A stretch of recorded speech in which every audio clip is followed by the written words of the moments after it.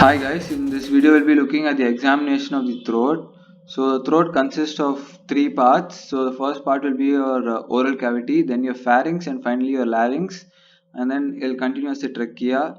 So your trachea and esophagus will be covered later. So they're minor topics, and there are important questions from those, but they're very small topics, and I have dedicated one day to each of them in the end.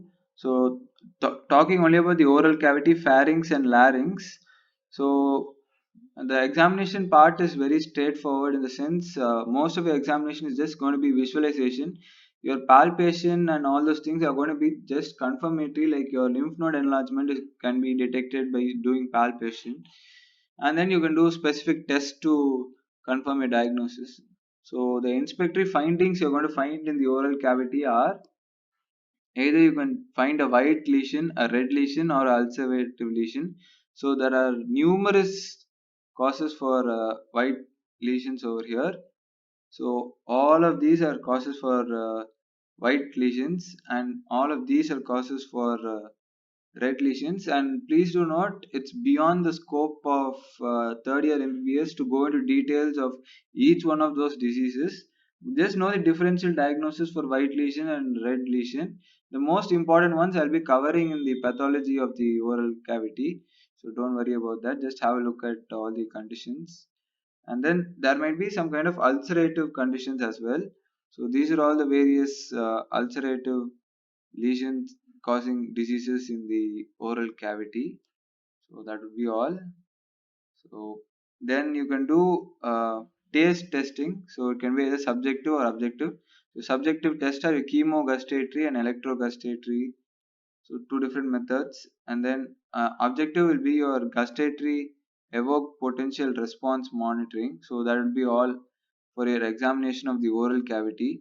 So please do note the most important finding which you're going to find, we're going to see in the oral cavity would be your tonsil enlargement, and then any kind of lesion, as I said, white and red or ulcerative, and that will be the most important conditions which you need to learn to identify by just looking at the oral cavity.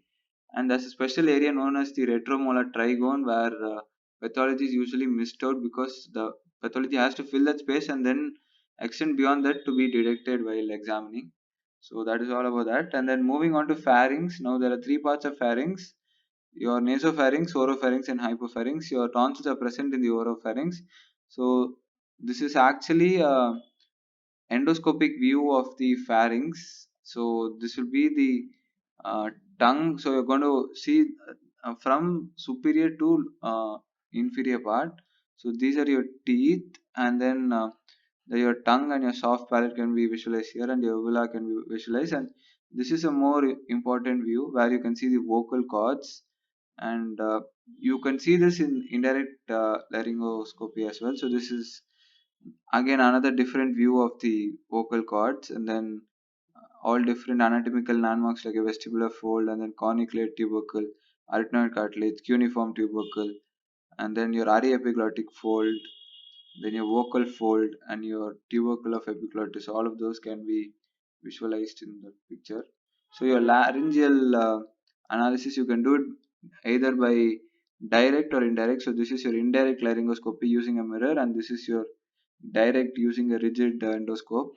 So this is the view of the rigid endoscope. So these are the vocal folds over here, and then you have arytenoid cartilage over here, arytenoid, and then your corniculate and cuneiform tubercles over there, and then this is the epiglottis. This is the vallecula. So this will be your tongue, and this just enlarged view showing the different cartilages and vocal cords, actual vocal cords you can see, and the tracheal wall. You can see all of those in this photo.